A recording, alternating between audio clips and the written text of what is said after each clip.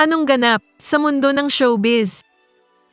Inirekomenda ni Kris Aquino ang kanyang mga anak na sina Bimby at Josh na mag-model sa isang clothing line. Kamakailan lang ay nagbigay ng update si Kris tungkol sa kanyang kalusugan. Marami ang nagbigay ng kanyang panalangin sa aktres, isa na rito ang public figure fashion stylist na si Patty Yap. "Get well soon po," sabi ni Yap sa kanyang komento. Nang makita ni Kris ang kanyang komento ay inirekomenda na niya ang kanyang mga anak na sina Bimby at Josh. "Patty, Bimb can model for your line as well as Kuya Josh. He's already lost 60 pounds. Do you realize we've known each other for 16 years? Because Bimb was a toddler when Alexa would knock on our door to ask if he could play. Next time you're here, please visit," sabi ni Kris.